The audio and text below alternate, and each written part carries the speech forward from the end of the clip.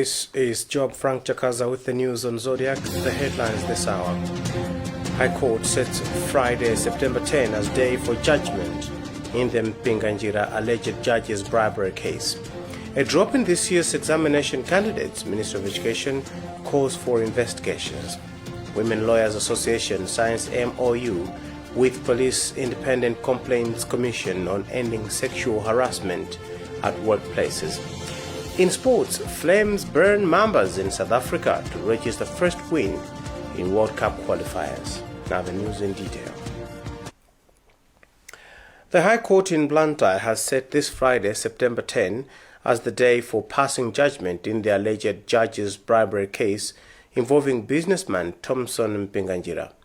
High Court and Supreme Court of Appeal Registrar Gladys Gondwe has confirmed to Zodiac on Tuesday afternoon that the judgment will be delivered by Judge Dorothy De Gabriel sitting at Blantyre High Court at 10 o'clock in the morning.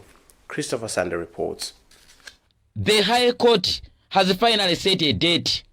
Prominent businessman Dr. Thompson Mpinganjira will hear the outcome of the alleged judge's bribery case this Friday, 10 September 2021.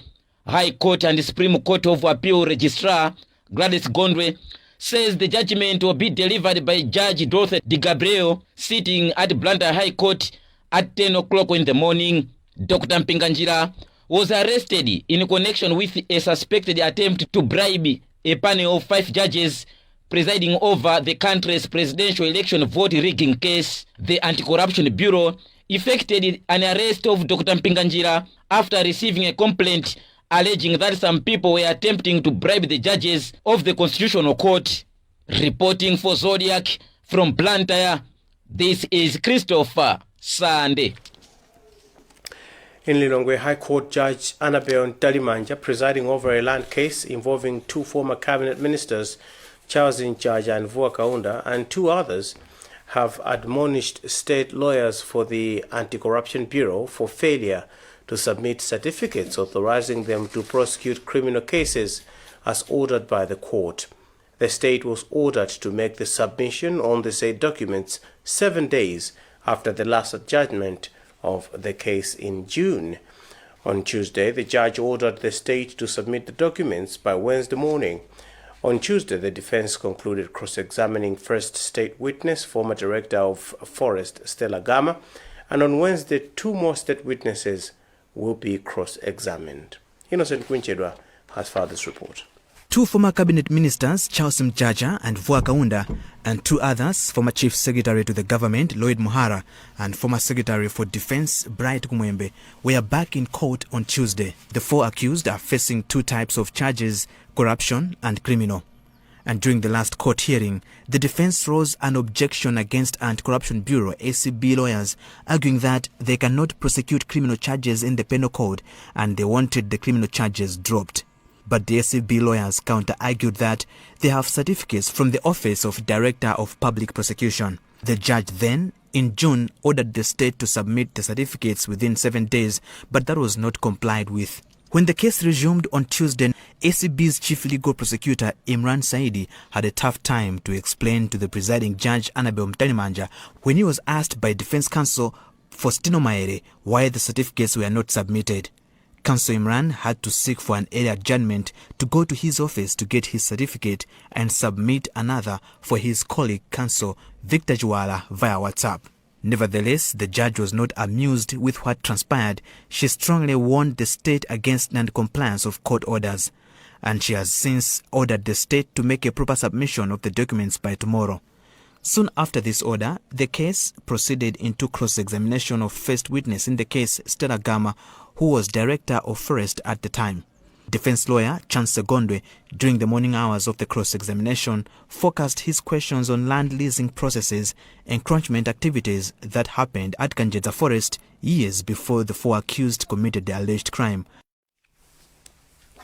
And finally, on court cases, a 20-year-old woman has pleaded not guilty to cyber harassment charge she is answering at the magistrate court in Lilongwe. The woman, Chisomo Magala, is alleged to have posted on a WhatsApp group an offensive video with the depiction of President Lazarus Chakwera Our reporter Winston Kaimira, who was at the courts, told us that the case has since been adjourned to Thursday for bail ruling.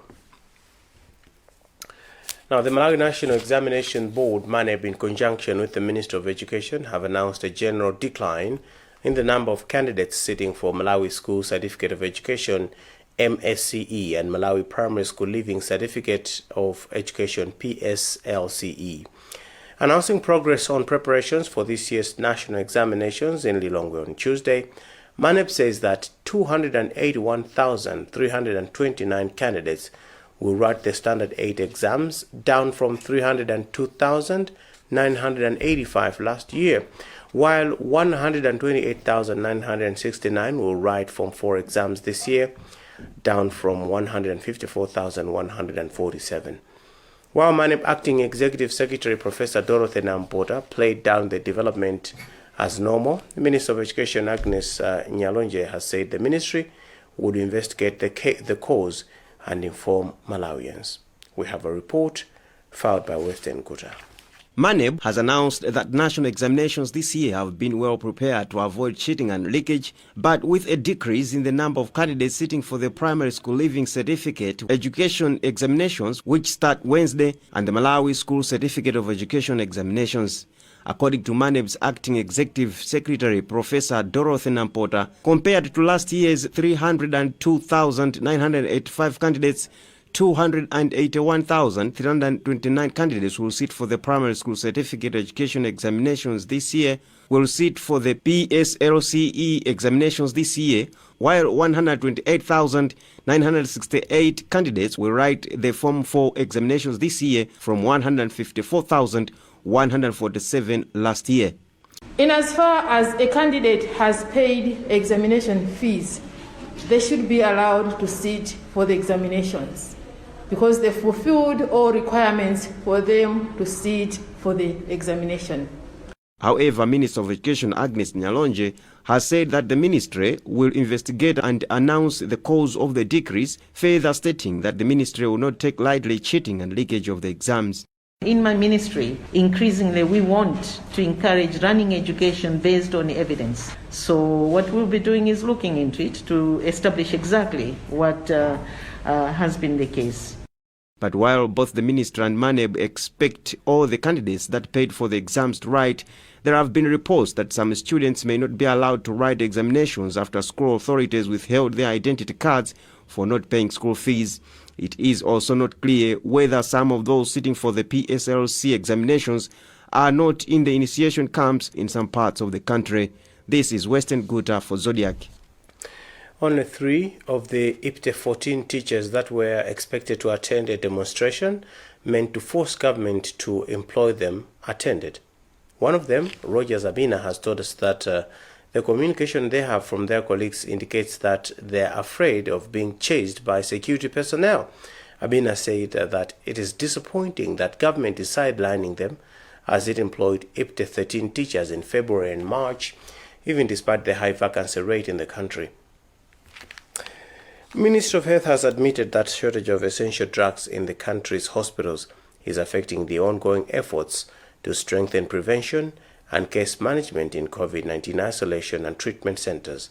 Minister responsible Kumbize Gandolo, who was speaking on Tuesday after receiving drugs from Indian government, said that her ministry is working towards averting the challenge, but she also called on other partners to come to the rescue. Sosina Ngoma filed this report.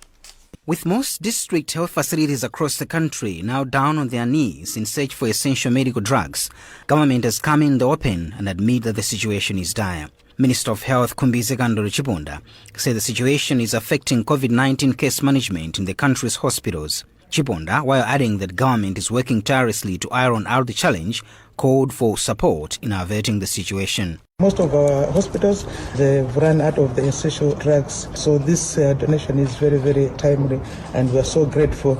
And also it shows the relationship which is there between the government of India and government of Malawi. Indian High Commissioner to Malawi, Shri Gopala Krishnan, says despite disturbances in the international travels, his government succeeded to fulfill its commitment by sending medical aid to Malawi. Friends in need.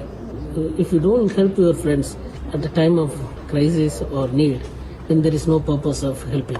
So our objective is to share our happiness or whatever experience we have to share with our friends. We had a phase of surge in cases and deaths in India.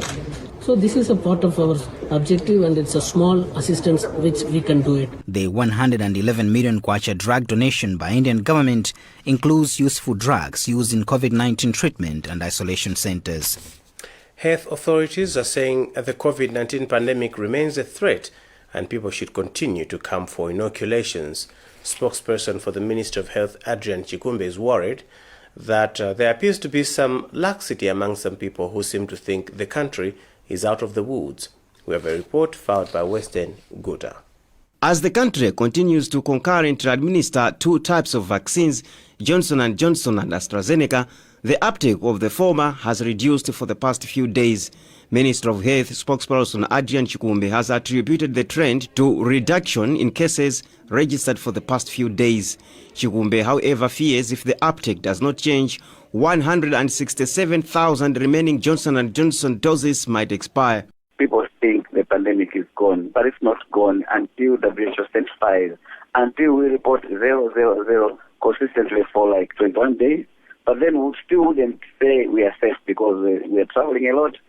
By the time you are reporting 0 today, somebody might have traveled in from somewhere. Health expert Professor Maureen Chirwa has since called Minister of Health to intensify civic educating Malawians on the need for them to be vaccinated. The understanding of people when they are told it's not compulsory is like it's not important, which is again unfortunate interpretation of what is being said. The truth is we are not yet safe because these viruses, they keep on coming. As of Monday, 431,000 Malawians were fully vaccinated, with 212,000 receiving the Johnson & Johnson and 218,000 receiving 2 doses of the AstraZeneca.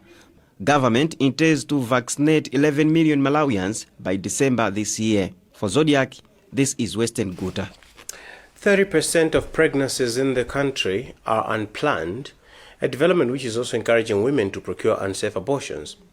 Deputy Director for Reproductive Health in the Ministry of Health, Dr. Henry Piri, says these issues are contributing to preventable deaths, which Malawi is registering through maternal deaths.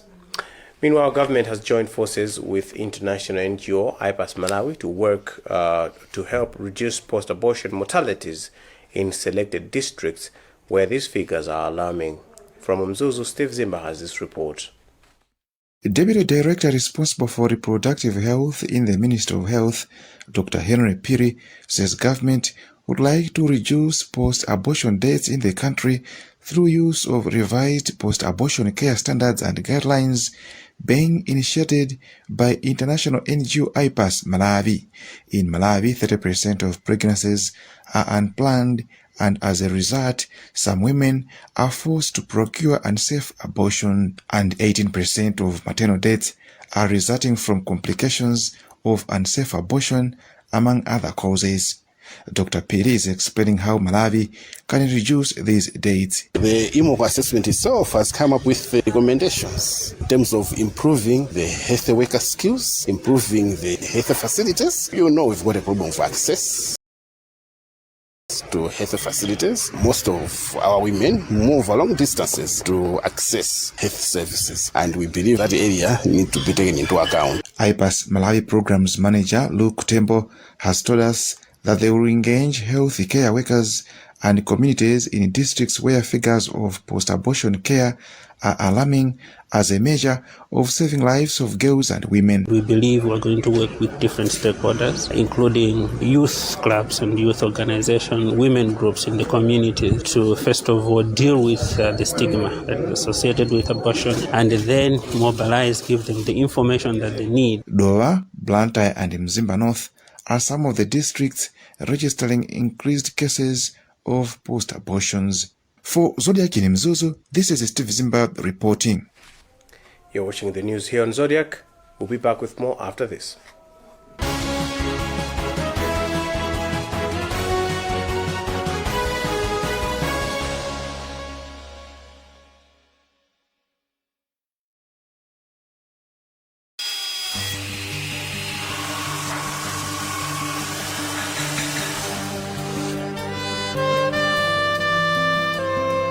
mipando ya sofa, dining set, mabedi, coffee table zisamakhale ngati zolandira kuli kufanana ayi. Ku Davina Furnitures amapanga mipando, masofa set, dining set mmene inuyo eni yake mukufunira, podziwa kuti anthufe timakhala nkukonda kosiyana.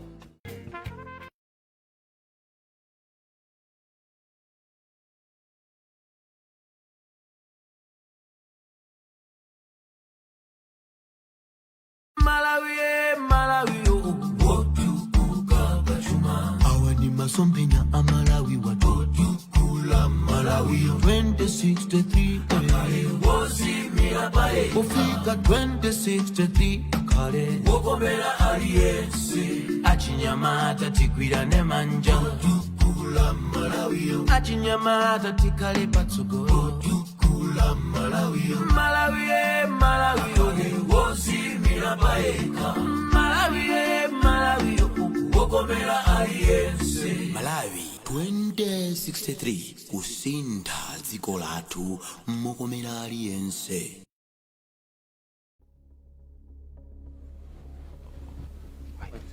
Hide me. Hide me.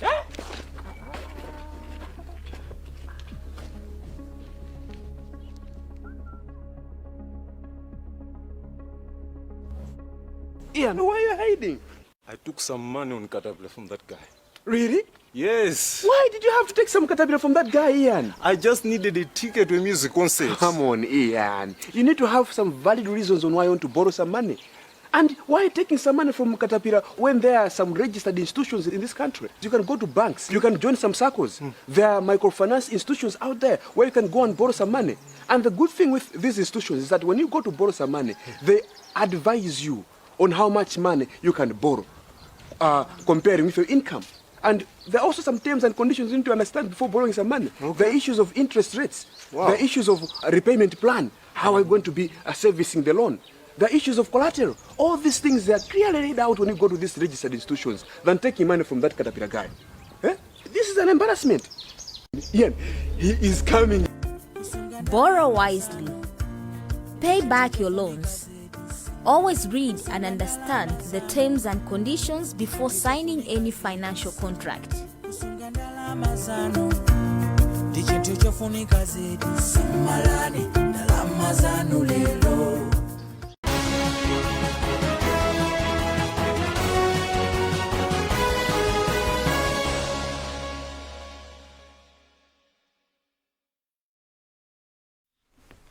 Welcome back. A look at the headlines as we continue with the news.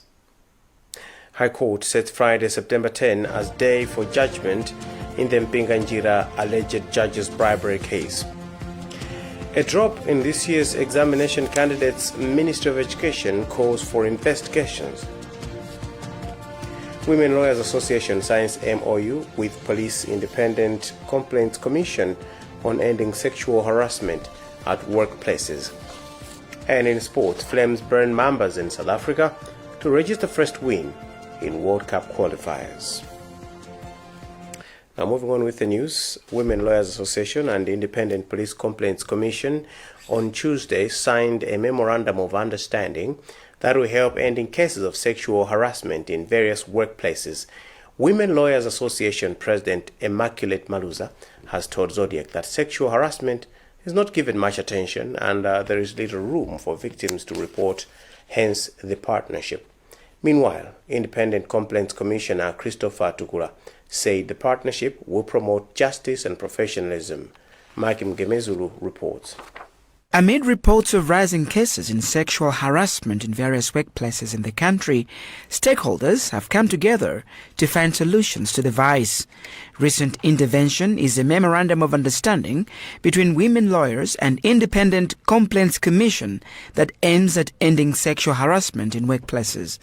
Women Lawyers Association President Immaculate Maluza says the partnership will, among others, train lawyers on how to professionally handle sexual harassment cases. The aim is to work with them hand in hand to root out sexual harassment issues within the police, and as they are the overseeing body of complaints. So we intend to work with them in building their capacity and in litigating cases of sexual harassment. Commissioner for Independent Complaints Commission, Christopher Tukula, hopes the partnership will speed up delivery of justice on sexual harassment cases. Yes, this partnership and partnerships of this nature will help a lot in the sense that it's going to bring awareness to the people out there that there is now this new organization, a government agency, tasked with the mandate of receiving complaints, investigating them. In 2020, Malawi registered close to 2,000 cases of rape and defilement, and some of these cases were registered in workplaces.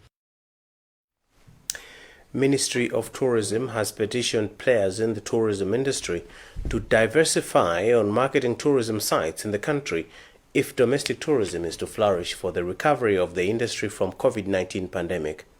Minister responsible Dr. Michael Usi said in Lilongwe on Tuesday that the country is not yielding desired dividends because of certain behaviors that are counterproductive to the growth of the industry due to lack of knowledge. Dr. Usi has since called on players to introduce special packages for domestic tourists as the country will be observing Tourism Month this September under the theme Tourism for Inclusive Growth. This is what he had to say. There are a number of areas which we could have done better in promoting domestic tourism. One is the use of local or vernacular languages. It has been shown that most Malawians do not patronize the tourist attraction areas because, number one, finances, number two, they don't know. Why? It's because we have marketed these areas using a foreign language, English, and as such, many people have thought tourism is a foreign phenomenon. The Pesticides Control Board, PCB, has expressed optimism that government node to deploy pesticide inspectors in the country's borders will assist to counter the smuggling of fake pesticides into the country. The board registrar Mishek Soko has told Zodiak in Blantyre that the board is also intending to remove highly hazardous pesticides on the market by November this year in order to protect people, animals, and the environment.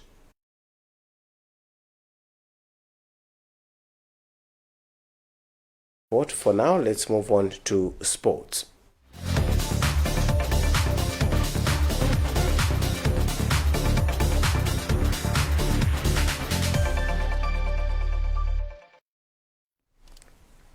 The Malawi national football team, the Flames, have registered their first win in the 2022 FIFA World Cup qualifying campaign after they beat neighbours Mozambique 1-0 at Orlando Stadium in Johannesburg, South Africa. Richard Mbulu scored the lone goal for Malawi 10 minutes into the first half.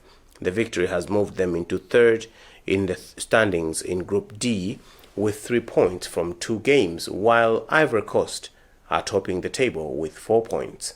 Sambanda reports.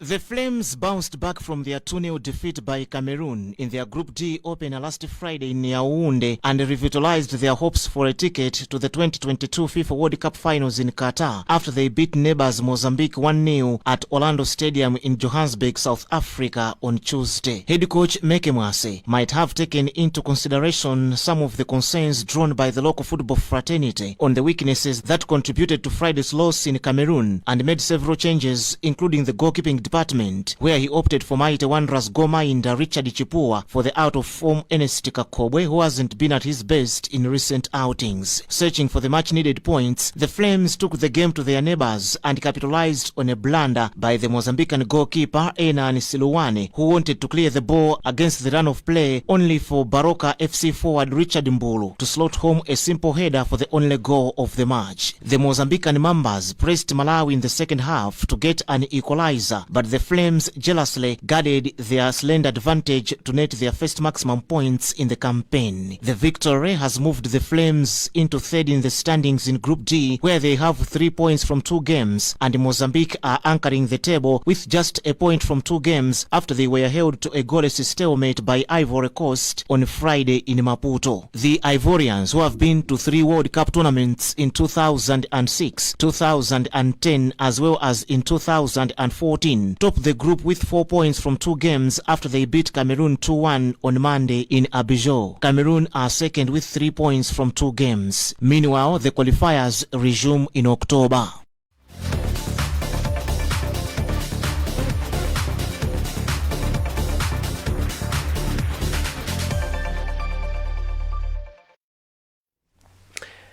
And that's about what we had time for in the news today. As we go, let's look at the headlines. High Court sets Friday, September 10 as day for judgment in the Mpinganjira alleged judge's bribery case. A drop in this year's examination candidates, Minister of Education calls for investigations. Women Lawyers Association signs MOU with Police Independent Complaints Commission on ending sexual harassment at workplaces. In sports, Flames burn Mambas in South Africa to register first win in World Cup qualifiers. Visit our website zodiacmalawi.com for more news. My name is Joab Frank Chakaza. Thanks for watching.